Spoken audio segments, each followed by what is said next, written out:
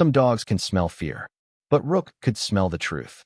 Rain slid down the city in crooked silver lines, turning Harbor City into a blurred reflection of itself. Neon signs flickered weakly against the wet asphalt.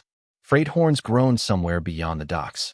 The smell of diesel fuel, sea salt, and cold concrete drifted through the midnight air like ghosts too stubborn to leave.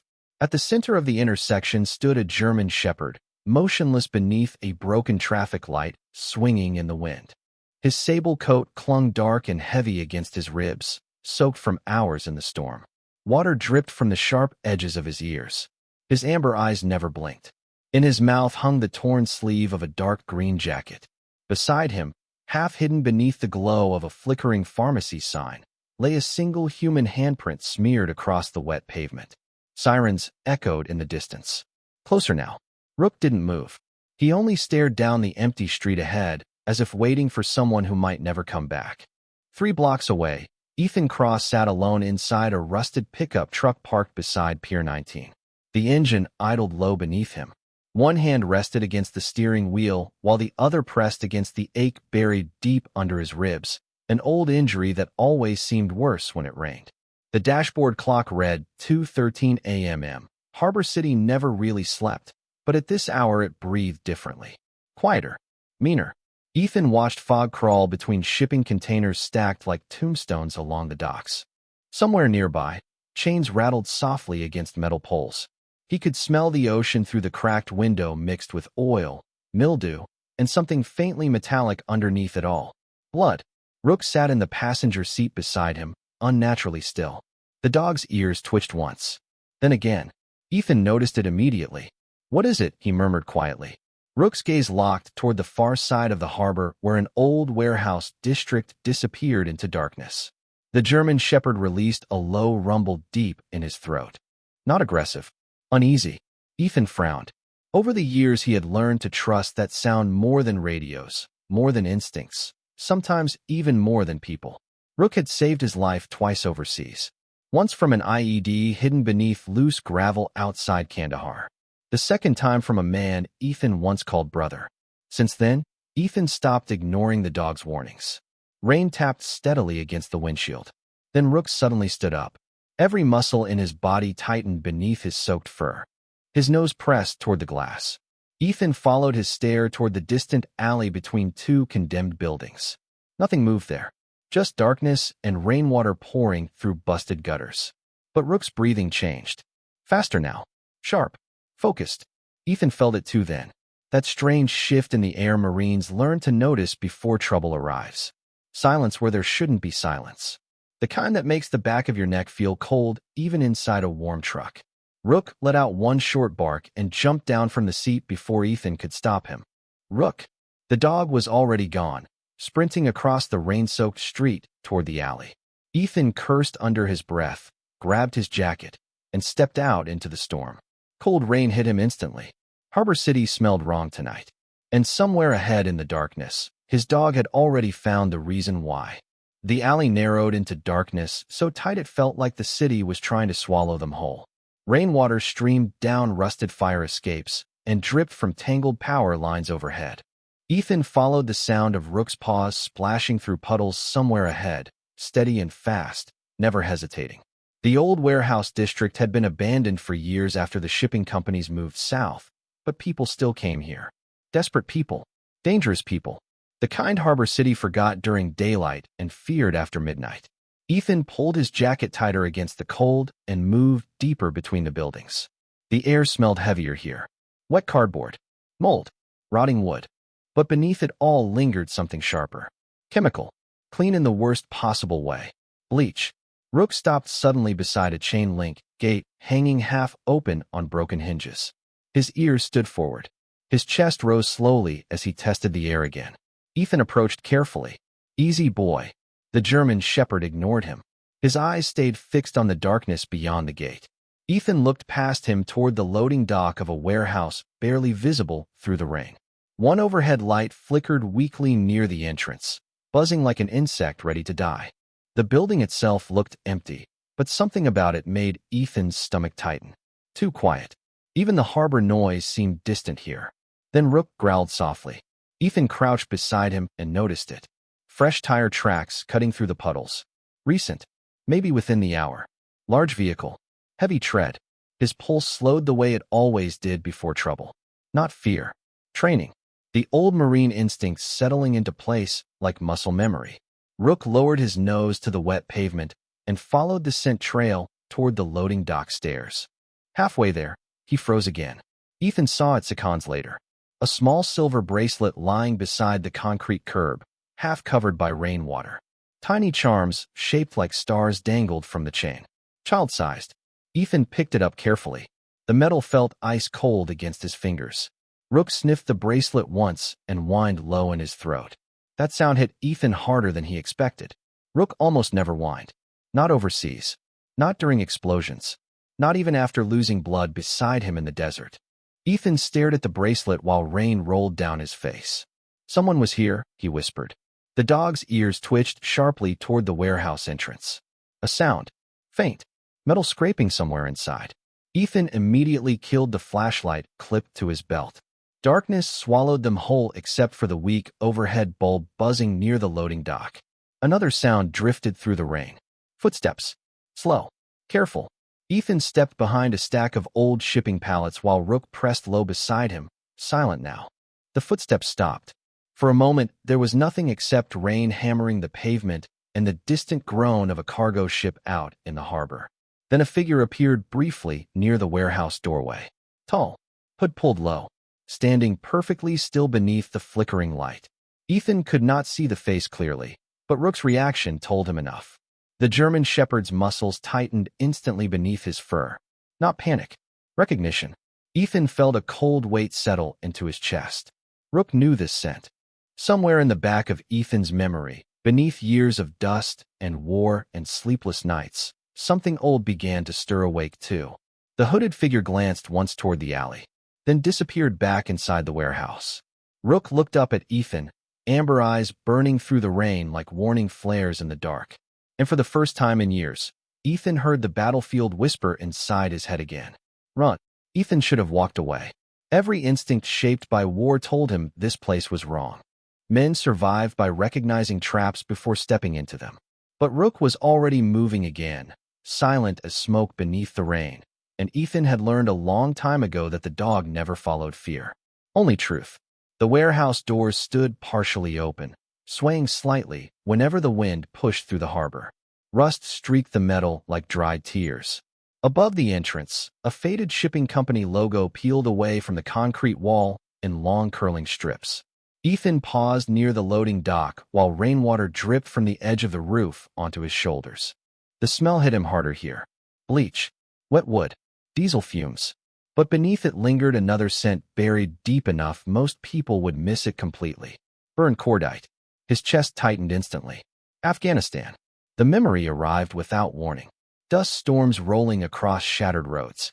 Humvees rattling over cracked earth. Rook barking beside him seconds before an explosion tore through the canyon pass ahead. Ethan closed his eyes for half a breath. He could still hear the ringing in his ears from that day. Still remember the smoke swallowing the sky. Still remember carrying men who never made it home.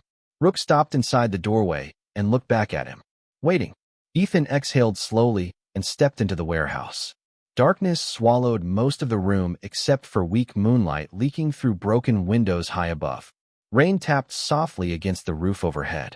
The massive space was mostly empty now, but signs of recent activity remained everywhere. Fresh footprints across the dusty floor. Electrical cords running toward the far office. Plastic water bottles still half full. Someone had been here recently. Maybe still was. Rook lowered his nose and moved carefully between old crates stacked along the walls. Ethan followed close behind, boots crunching softly over broken glass. The deeper they went, the colder the building felt.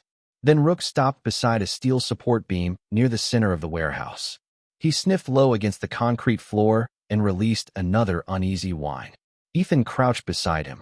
At first he saw nothing. Then his eyes adjusted to the darkness. Tiny scratches marked the floor. Circular patterns. Like something heavy had been dragged recently. Nearby sat a small pink backpack partially hidden beneath a tarp. Ethan picked it up carefully.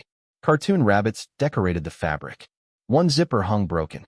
Rainwater had soaked through the material, but inside remained a folded worksheet from an elementary school across town. Third-grade handwriting covered the page in careful pencil marks. Ethan stared at the child's name written across the top. Lily Mercer, age 8. His jaw tightened. Harbor City had reported 3 missing children this month alone. Police blamed runaways. Social services blamed broken homes. The city always found excuses easier than answers. Rook suddenly stiffened again. His ears snapped toward the second-floor offices overlooking the warehouse floor. Ethan heard it this time, too. A creak. Slow footsteps above them. Someone was still inside. The overhead bulb near the stairwell flickered once, briefly illuminating a shadow moving behind the dusty office windows. Ethan instinctively reached beneath his jacket toward the empty holster he no longer carried. Old habits. Old ghosts. Rook stepped protectively in front of him, body low and tense. Then the footsteps stopped completely. Silence spread through the warehouse again, thick and unnatural. Ethan could hear only the distant rain and Rook's steady breathing beside him. Suddenly a voice drifted down from the darkness above. Calm. Female. If you brought the dog here, then you already know this is bigger than you think. Ethan froze. The voice sounded controlled, educated, almost exhausted. Not frightened. Not surprised either. Slowly, a woman stepped into the weak light at the top of the stairwell. White skin pale beneath the flickering bulb. Dark coat, soaked from rain. Blonde hair tied loosely behind her neck. Her eyes moved first to Ethan, then to Rook. And for the first time that night, the German Shepherd did not growl. The woman descended the metal stairwell slowly, one careful step at a time, her boots echoing softly through the hollow warehouse. Rainwater darkened the shoulders of her charcoal coat, and strands of damp blonde hair clung loosely against her pale skin. She looked exhausted in the way people only did after carrying fear for too long. Not panic, not weakness, just the quiet weight of knowing something terrible and having no place left to put it. Rook remained still beside Ethan, watching her closely. The German Shepherd's posture had changed. Alert but calm. Ethan trusted that more than words. Who are you? He asked, his voice low against the sound of rain tapping overhead. The woman stopped halfway across the warehouse floor, careful not to move too quickly. Her blue eyes drifted toward the pink backpack still hanging from Ethan's hand. Something inside her expression cracked for half a second. Pain. My name is Claire Bennett, she said quietly. I am a reporter. Ethan said nothing. Harbor City had reporters everywhere. Most stopped asking difficult questions once enough money changed hands. Claire noticed the doubt in his face immediately. I know what people say about this city, she continued. Most of it is true. Rook stepped forward first, closing the distance between them with slow, deliberate movements. Claire lowered her hand carefully, letting the dog sniff her fingers. The warehouse remained silent except for the distant hum of rain and harbor machinery somewhere far beyond the docks. After a moment, Rook nudged his nose gently against her wrist. Ethan watched closely. The dog almost never trusted strangers this quickly. Claire swallowed hard and scratched softly behind Rook's ear. You remember me, do not you? She whispered. Ethan's eyes narrowed instantly. You have met him before? Claire looked toward him carefully. Not officially. That answer only deepened the tension in Ethan's chest. He stepped closer. Start talking. Claire glanced once toward the dark office windows above them before lowering her voice. 3 months ago, I started investigating missing children connected to the Harbor District. At first it looked random. Runaways. Foster kids. Children nobody powerful would search for too hard. She paused. But then I noticed something strange. Every case disappeared after reaching the same police precinct. Ethan felt his jaw tighten. Harbor City Police Precinct 7. Corruption rumors had circled that building for years like vultures over roadkill. Claire continued carefully. Last week someone sent me an anonymous message. A location. This warehouse. Her eyes drifted toward Rook again. I came here 2 nights ago. Your dog found me before I even made it inside. Ethan stared at her. Rook was here. Claire nodded slowly. He came out of nowhere during the storm. He kept barking at the loading dock. At first I thought he was aggressive, but he was warning me. Ethan looked down at the German Shepherd standing silently beside him. The memory hit him suddenly. 2 nights ago Rook had scratched at Ethan's apartment door for almost an hour after midnight, restless and anxious. Ethan had ignored it, blaming thunder from the harbor storm. Guilt settled heavily into his chest now. Claire reached into her coat pocket carefully and removed a small digital recorder wrapped inside a plastic bag. I heard voices in the upstairs office, she said.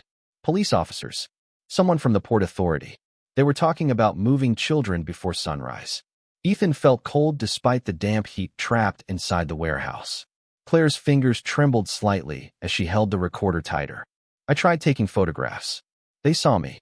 The overhead bulb near the stairwell flickered again.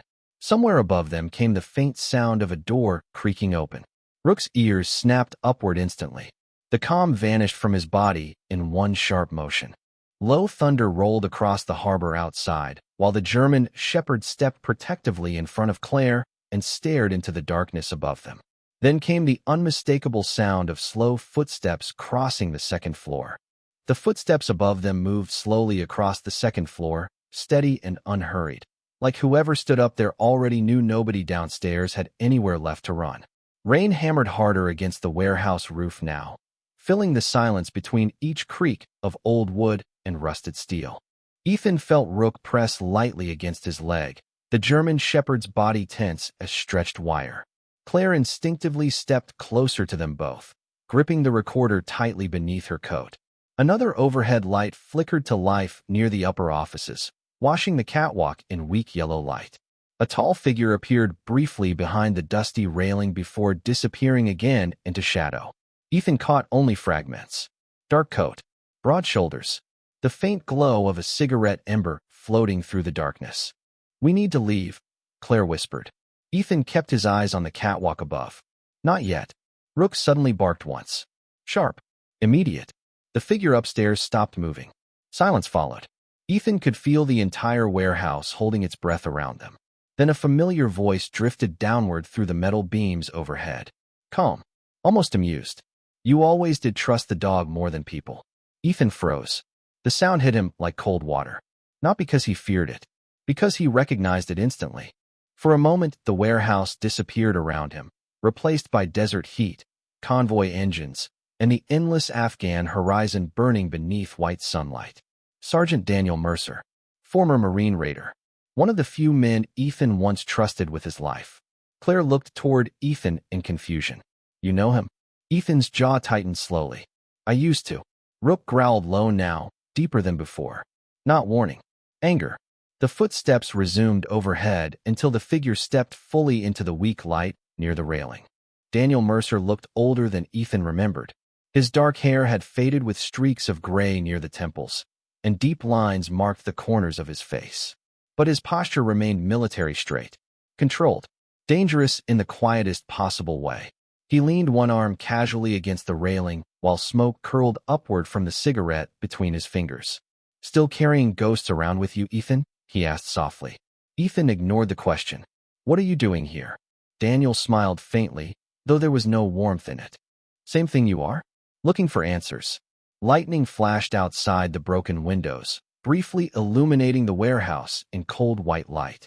Claire stared between the two men, sensing years of unfinished history hanging in the air between them. He was there the day our convoy got hit. Ethan said quietly without taking his eyes off Daniel. The day Rook saved my life. Daniel nodded once. Your dog saved mine too. For half a second something human flickered across his face. Regret maybe. Or exhaustion. Then it vanished again. You should not be here tonight, Daniel continued. Neither of you understand how deep this goes. Claire stepped forward despite herself. Children are disappearing. Daniel's expression darkened slightly. And people disappear when they ask why. Rook barked again, louder this time. The German shepherd stared directly toward the upper office hallway behind Daniel, ears pinned sharply forward. Ethan noticed it immediately. Rook was not focused on Daniel anymore. He was focused on something behind him. Daniel noticed too. Slowly, his calm expression faded. Then came another sound from above. A child coughing softly somewhere inside the dark office corridor. Claire's face drained of color. Ethan's pulse slammed hard against his ribs. Daniel looked down at them with something close to warning in his eyes now. You need to leave before they know you are here. Ethan stepped forward beneath the catwalk. Who is that? Before Daniel could answer, bright headlights suddenly flooded through the warehouse windows from outside. Multiple engines echoed across the loading docks. Vehicle doors slammed shut one after another beneath the storm. Rook spun instantly toward the entrance, teeth bared now for the first time all night. And somewhere beyond the warehouse walls, Harbor City had finally come looking for them. Rain exploded against the warehouse windows as black SUVs rolled across the loading docks outside, their headlights cutting through the darkness like search beams across open water. Engines rumbled deep beneath the storm, while silhouettes moved behind the glowing glass. Ethan counted at least 4 vehicles from the reflections alone, 2 organized for random police patrols, 2 quiet for panic. Rook stood rigid beside the entrance, every muscle pulled tight beneath his soaked fur. The German shepherd's growl deepened low inside his chest, vibrating through the concrete floor beneath Ethan's boots. Claire backed away instinctively, gripping the recorder against her coat like it was the last honest thing left in Harbor City. Upstairs, Daniel Mercer crushed the cigarette beneath his boot and glanced once toward the office hallway behind him where the child's cough had gone silent again. His expression hardened immediately. "They found this place sooner than I expected," he muttered. Ethan looked up sharply. "Who found us?" Daniel met his eyes across the warehouse. "Men who clean problems before sunrise." Lightning flashed again beyond the broken windows, illuminating rain streaks across the upper catwalk. For one strange second, Daniel looked less like a threat and more like a man already carrying too much regret to stand upright beneath it. Then the moment vanished. "There is a service tunnel behind the second-floor offices," he said quickly. "It connects to the old rail system under the harbor." Ethan did not move. "Why help us?" Daniel hesitated. The question hung heavy between them while thunder rolled over the city outside. Finally, he looked toward Rook. "Because your dog still knows the difference between monsters and men." A loud metallic bang echoed from the loading dock entrance below. Someone outside had forced open the chain gate. Voices drifted faintly through the rain. Calm. Professional. Claire's breathing quickened instantly. Ethan could smell fear mixing with the damp concrete air now. Not from Rook. Not from himself either. From her. The old Marine instincts returned hard and fast inside his chest. Assess exits. Count movement. Find cover. Protect civilians. Rook suddenly turned away from the entrance and sprinted toward the stairwell leading upstairs. Ethan followed immediately without thinking. Claire hurried after them, while Daniel disappeared into the dark office corridor above. The metal stairs groaned beneath their weight. Halfway up, Ethan heard boots entering the warehouse floor below. Flashlights swept across crates and support beams. A voice called out calmly through the darkness. "Spread out. Harbor City Police." Ethan recognized the tone instantly. Not panic. Hunting. Rook reached the top landing first and stopped outside the office hallway where cold air drifted through cracked windows overlooking the harbor. The smell changed again here. Antiseptic. Damp paper. Fear. And beneath it all, the faint scent of children. Claire covered her mouth as they moved past an office door hanging partially open. Inside sat folding chairs, blankets, bottled water, and coloring books scattered across the floor. Ethan felt something twist painfully inside his chest. Proof. Daniel emerged from deeper inside the corridor carrying a small flashlight and an old brass key attached to military dog tags.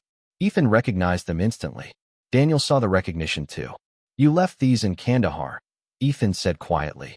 Daniel looked down at the tags for half a second before handing Ethan the flashlight. "No," he answered softly. "I left them the night I realized who we were really working for." Another crash echoed from downstairs. Closer now. Rook barked sharply toward the stairwell. Flashlight beams sliced across the warehouse walls below them like white knives through smoke. Claire looked pale beneath the flickering hallway light. "How many are down there?" Daniel listened carefully before answering. "Enough." Then somewhere deep inside the warehouse, a child began crying softly through the darkness. Every man in the hallway froze. Even the rain outside seemed quieter suddenly. Rook turned his head slowly toward a locked steel door at the far end of the corridor.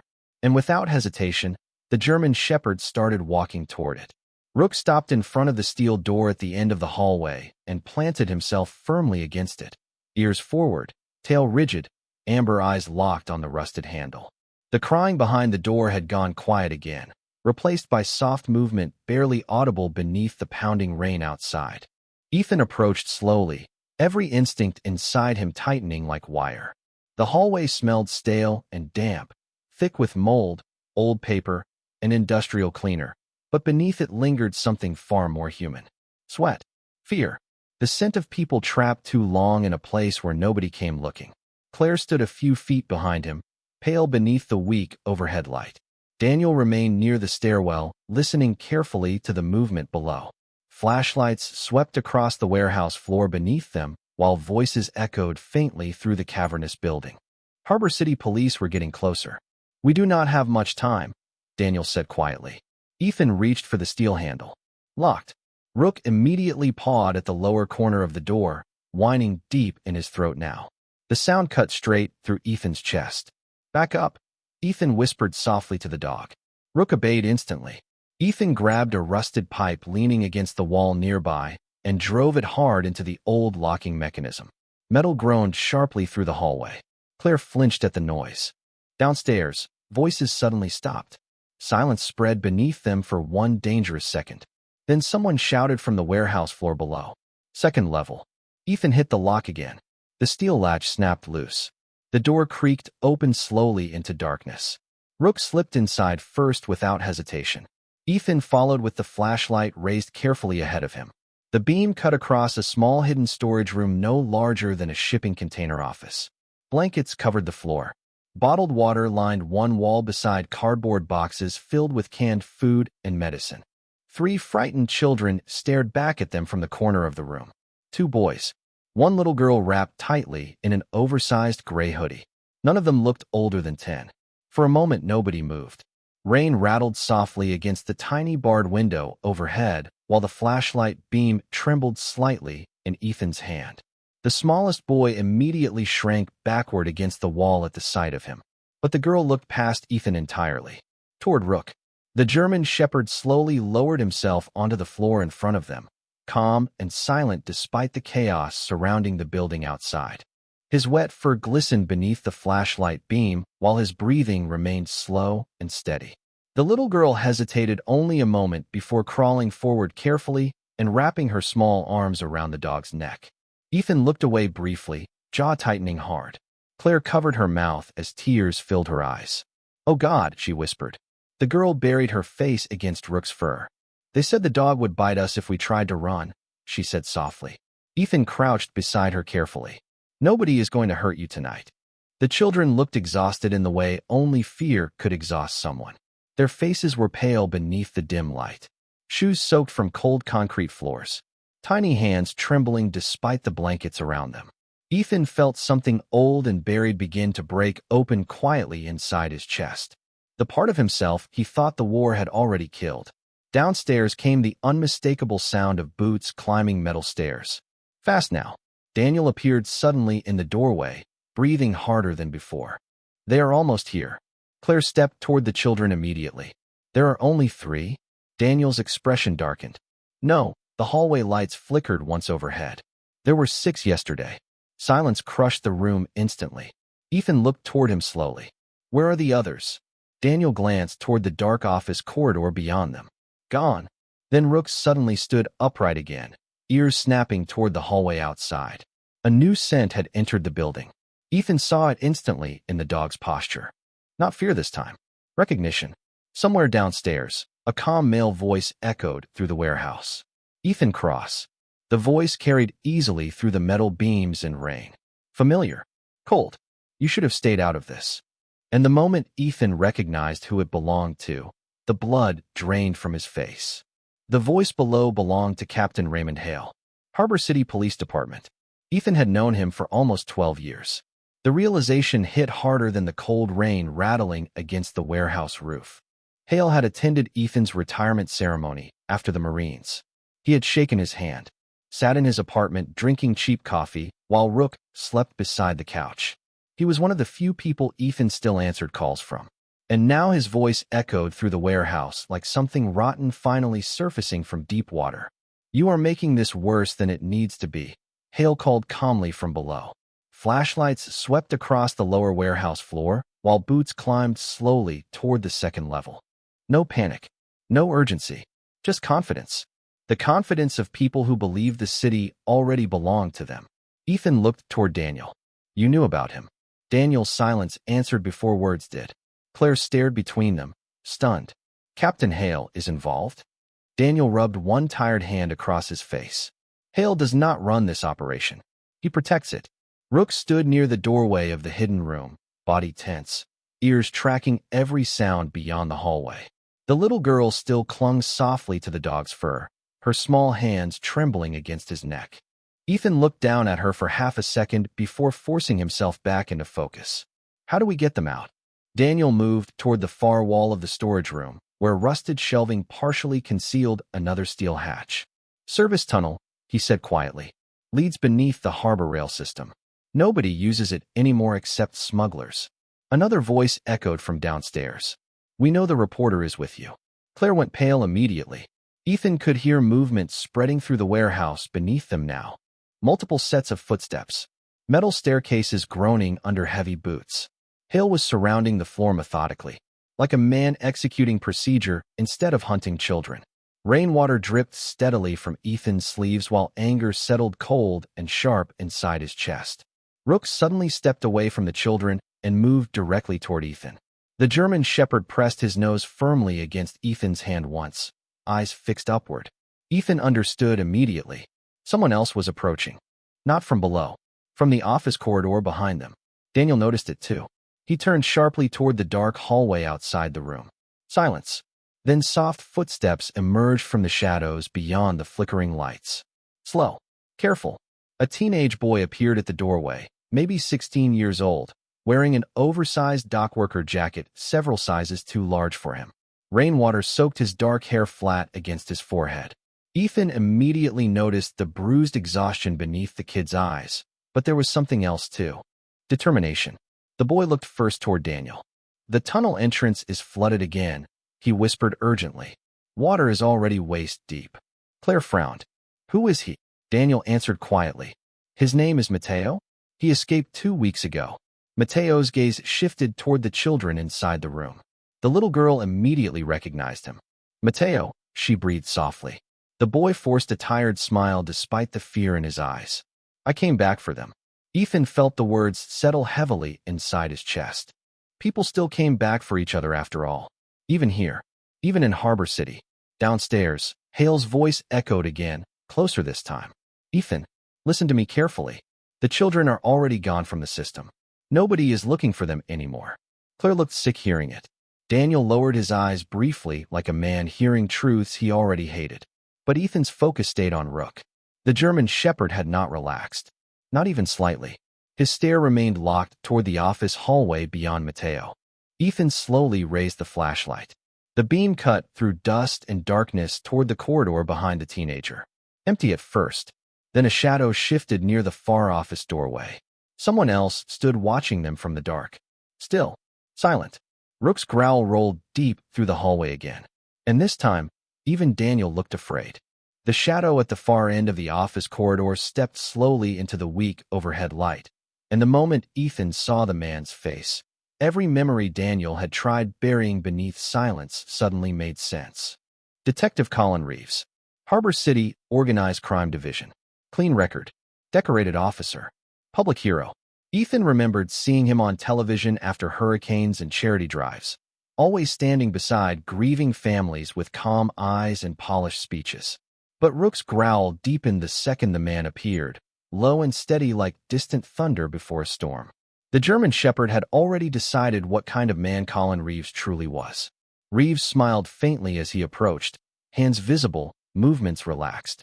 Too relaxed. You should not have come back here, Daniel, he said quietly. Daniel did not answer. His jaw tightened, while rainwater dripped steadily from the ceiling pipes above them. Claire instinctively stepped closer to Ethan, clutching the recorder tighter against her chest. Mateo moved protectively in front of the younger children near the hidden room. Reeves stopped several feet away beneath the flickering hallway light. His expensive gray coat looked untouched by the storm outside. No mud. No panic. Just cold control. Ethan noticed it immediately. You are the one moving them, Claire whispered. Reeves looked toward her almost sympathetically. No, he answered calmly. I am the one making sure nobody asks questions after they disappear. Silence crushed the hallway again. Downstairs, boots continued moving through the warehouse floor, while flashlights swept across rusted machinery below. Hale's men were getting closer by the second. Yet Reeves did not seem rushed at all. He glanced once toward Rook. "Still impressive," he murmured. "Military dogs always know."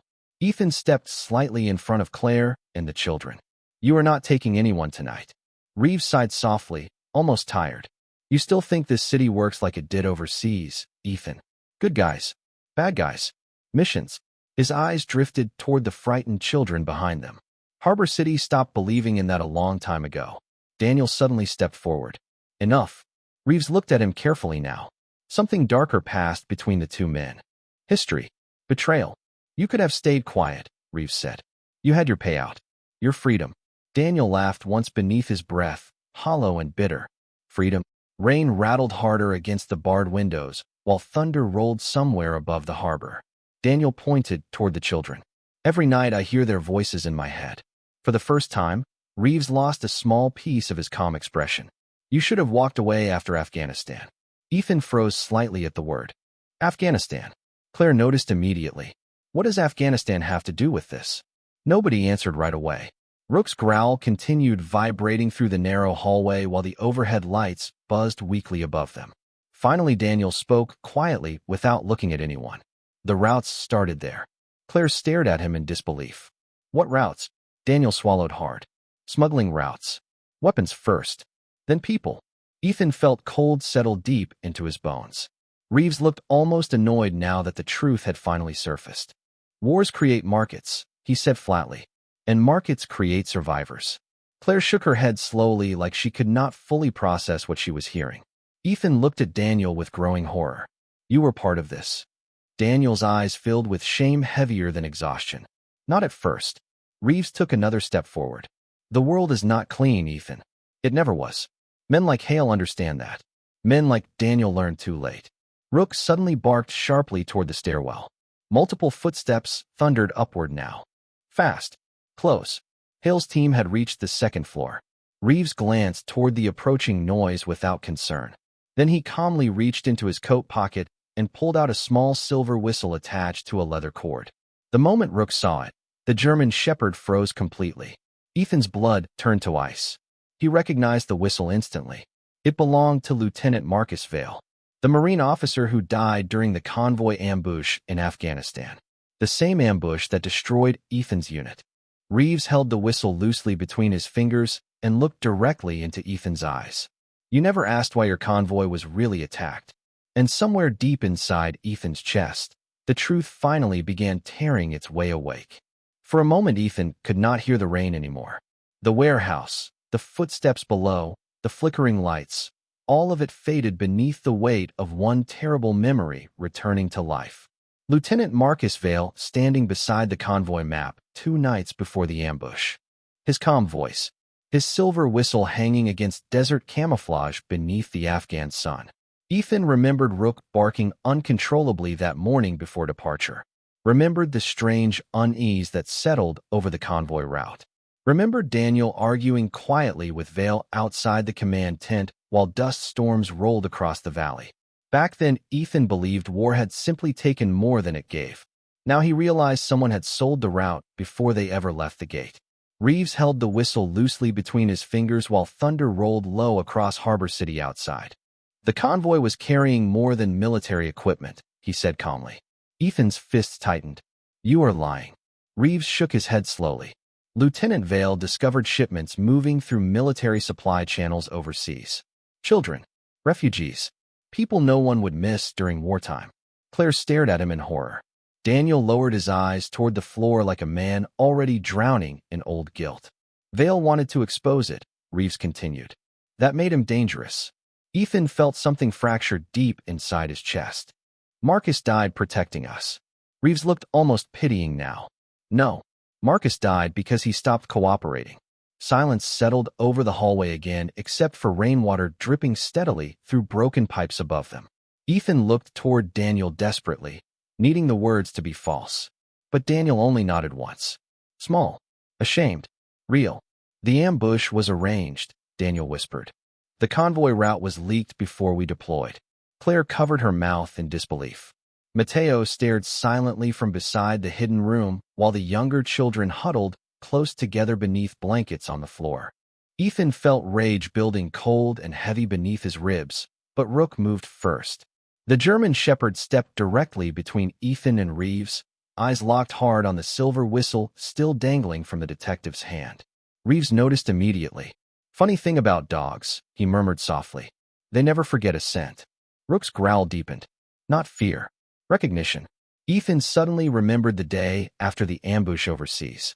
Rook had searched frantically through burned vehicles before stopping beside a supply crate that smelled wrong.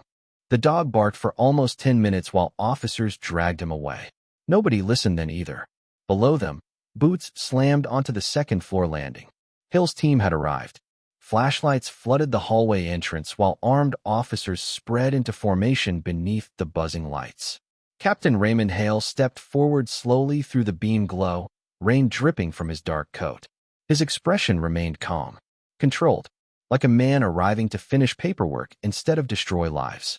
He looked first toward Ethan, then toward the children, finally toward Reeves. "This has gone far enough," Hale said quietly. Claire suddenly raised the recorder in shaking hands. "I have everything," she snapped. "Every conversation." Hale barely looked at her. No jury in this city will ever hear it. But then something unexpected happened. One of the younger officers behind Hale lowered his flashlight slightly after noticing the children inside the hidden room. His face changed instantly.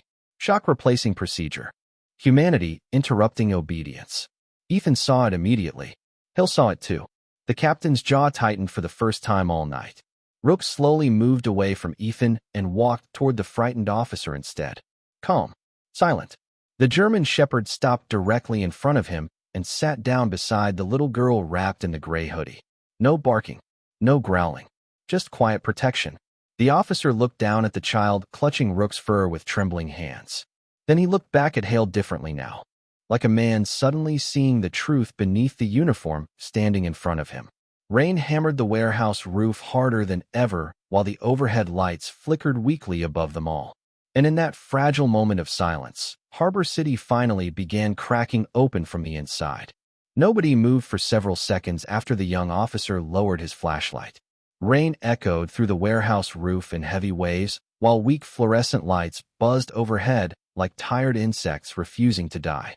The little girl beside Rook looked impossibly small against the cold concrete walls, her fingers tangled gently in the German shepherd's wet fur.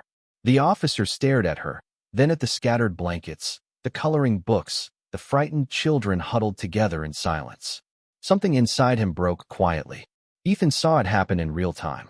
The moment a uniform stopped seeing orders and started seeing people. Captain Hale noticed too. His voice sharpened slightly. "Officer Bennett." The young officer looked toward him slowly. Hale stepped forward beneath the flickering hallway lights, rainwater still dripping from the edge of his coat. "Lower your weapon and step aside." But Officer Bennett did not move. His flashlight trembled faintly in his hand while he kept staring at the child holding onto Rook. "Sir," he said carefully, "there are kids here." Hill's expression hardened. "I can see that."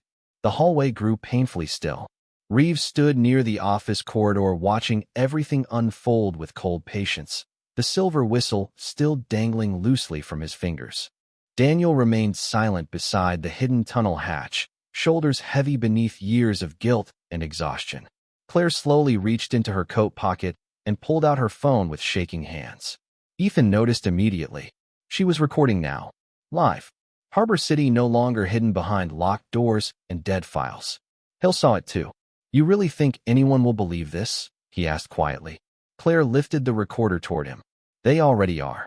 Somewhere outside the warehouse, distant sirens began echoing across the harbor. Not police sirens this time. News vans. Ambulances. Attention. The kind corruption fears most. Reeves' calm expression shifted for the first time all night. Just slightly. But enough. Ethan stepped closer beside Rook while thunder rolled over the city above them. "It is over," he said quietly. Reeves looked at him almost sadly. "You still believe truth changes anything?" Ethan glanced down at the little girl holding onto the German shepherd. "Sometimes it changes enough." Rook slowly rested his head against the child's shoulder, calm and steady despite the tension choking the hallway around them. The simple gesture hit harder than any speech ever could. Even some of the officers behind Hale began lowering their flashlights now, uncertainty spreading quietly through the line between loyalty and conscience. Harbor City had spent years teaching good people to look away. Tonight, something finally forced them to look directly at the damage. Hale's voice dropped lower. Dangerous now. You have no idea what happens after this. Daniel answered before anyone else could. Maybe for the first time, neither do you. Rainwater dripped steadily through the broken ceiling pipes while silence settled across the second floor. Then Mateo stepped out from beside the hidden room with the younger children gathered behind him. The teenage boy looked exhausted, soaked, terrified, but he still stood tall enough to shield the others from view. Claire's phone camera caught everything. The children, the officers, the hidden room, the fear nobody could explain away anymore. Reeves looked toward Hale once. A silent calculation passed between them. Exit routes, damage control, survival. But it was already too late. Down below, voices echoed from the warehouse in trance as reporters pushed past barricades outside. The city was waking up. Hale slowly removed his police badge and stared at it for one long second beneath the flickering light. This city eats people alive, he murmured quietly. Sometimes the only way to survive is to become worse than it. Ethan looked at him steadily. No, that is just what men tell themselves after they forget how to be human. Hale lowered his eyes briefly. Not surrender. Something sadder. Recognition. Rook suddenly stood and walked away from the child for the first time since entering the room. The German shepherd crossed the hallway calmly and stopped directly in front of Daniel Mercer. Then, without hesitation, Rook pressed his head softly against Daniel's shaking hand. Daniel closed his eyes immediately as tears mixed quietly with rain on his face. Because after everything he had done wrong, the dog still offered him grace. By dawn, the rain had finally stopped. Harbor City looked washed out beneath the pale gray morning sky, as if the storm had peeled years of dirt and secrets from the streets overnight. Emergency lights still flickered outside the abandoned warehouse near Pier 19, painting the wet pavement in silent shades of red and blue. Reporters crowded behind barricades while exhausted officers moved slowly through the scene, with the hollow expressions of people realizing they had spent too long standing beside darkness without naming it. Ethan sat quietly on the back step of an ambulance parked near the loading dock.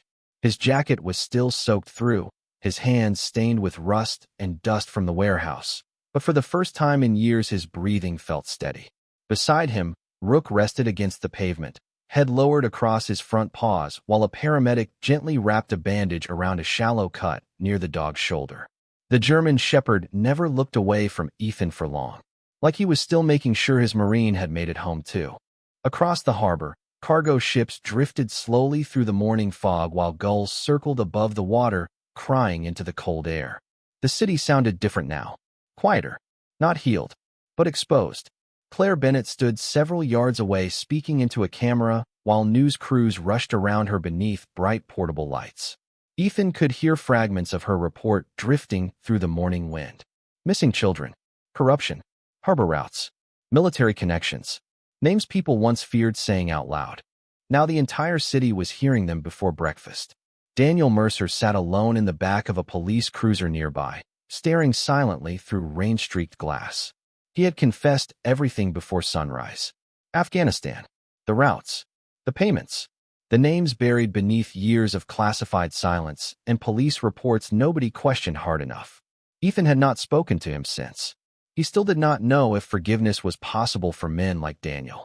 But then he looked down at Rook resting beside his boots and remembered the dog pressing his head into Daniel's trembling hand upstairs. Grace did not always arrive where it was deserved. Sometimes it arrived where it was needed most. The little girl from the warehouse stepped carefully across the wet pavement, carrying a paper cup almost too large for her hands. The gray hoodie still hung loosely around her shoulders. She stopped beside Ethan shyly before holding the cup out toward him. "Hot chocolate," she whispered. Ethan accepted it slowly. "Thank you." She looked down at Rook and smiled for the first time since leaving the warehouse. "He stayed with us all night," she said softly. Ethan nodded once. "That is what he does." The girl carefully reached down to pet the German shepherd's neck. Rook lifted his head slightly beneath her small hand and closed his eyes for a moment. No fear left in him now, just exhaustion and peace. Farther down the pier, Captain Hale was escorted into another vehicle while reporters shouted questions through the barricades. He never answered them. Reeves had disappeared before sunrise. Nobody knew where he went. But Ethan suspected men like Reeves survived by becoming shadows long before they ever vanished. Claire eventually walked over and sat beside Ethan on the ambulance step. Dark circles rested beneath her eyes now, but her voice remained steady. "The story is everywhere," she said quietly. Ethan stared out toward the harbor water turning silver beneath the weak morning light. "Will it matter?" Claire followed his gaze toward the city skyline beyond the docks. Smoke still drifted above distant rooftops while sirens echoed faintly across waking streets. "Maybe not all at once," she admitted softly. But people saw the children. Silence settled comfortably between them for a while. Then Ethan looked down at Rook again. The old German shepherd slowly opened his amber eyes beneath the pale dawn sky. Tired, loyal, still watching. Ethan rested one hand gently against the dog's neck and finally understood something the war had tried very hard to erase from him. Some souls survive the darkness because somewhere along the way, someone refuses to stop searching for them. 3 months later, Harbor City still smelled like rain most mornings. Salt from the harbor drifted through downtown streets before sunrise, while freight ships moved slowly across the gray water beyond the docks. People still hurried to work with tired faces and lowered eyes. Traffic still echoed beneath rusted bridges. Sirens still cried somewhere every night. Cities like this did not transform overnight just because the truth finally surfaced. But some things had changed. People talked differently now. Parents walked children to school instead of letting them wait alone at bus stops. Missing person flyers stayed hanging longer on telephone poles instead of disappearing beneath advertisements and weather. Precinct 7 sat nearly empty behind locked gates while federal investigators carried boxes through its front doors beneath the constant glare of news cameras. Harbor City had not become good, but for the first time in years, it had become awake. Ethan Cross stood outside a small brick building near the edge of the marina, watching morning fog drift between fishing boats tied along the pier. Fresh paint covered the windows behind him. Above the doorway hung a simple wooden sign. Harbor K9 Rescue and Recovery. Nothing fancy, just enough space for abandoned dogs, injured strays, and former working K9s nobody else wanted anymore. Claire helped him find the building after the warehouse case exploded across national news. Donations arrived quietly after that. Some from veterans, some anonymous, some with handwritten notes folded inside envelopes that simply read, "Keep going." Rook rested beside the front steps beneath the pale autumn sunlight, older now, moving slower after the injury near his shoulder. The German shepherd still walked with a slight limp whenever the weather turned cold, but Ethan noticed the dog slept easier these days. No more pacing through the apartment at 3 in the morning. No more waking suddenly at distant thunder. Some scars stayed forever. Others softened once the truth stopped hiding in the dark.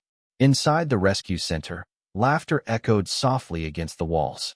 The little girl from the warehouse, Lily Mercer, sat cross-legged on the floor brushing a nervous shepherd mix rescued from an abandoned alley downtown. Mateo helped stack dog food bags near the back office while arguing playfully with Claire about coffee being too strong. For the first time since Ethan met him, the teenager sounded like an actual kid instead of someone surviving 1 hour at a time.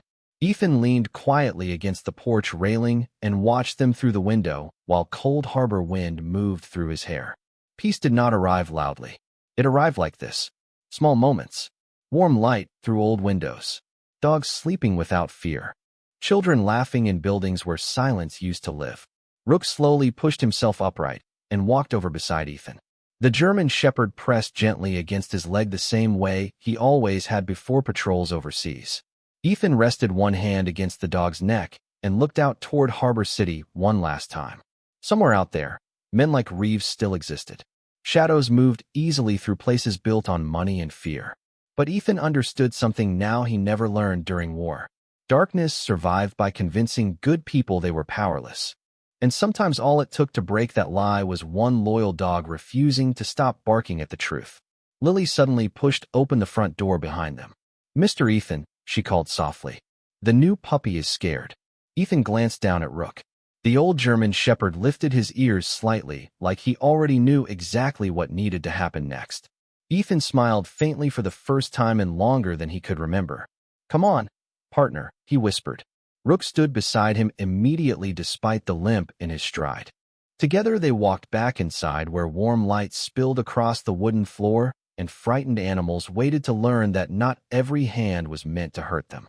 Outside, Harbor City kept breathing beneath the cold gray sky. But inside that small rescue center near the water, something rare still survived. Grace. And sometimes Grace arrived with 4 paws, tired eyes, and the heart of a protector who never stopped searching for lost souls.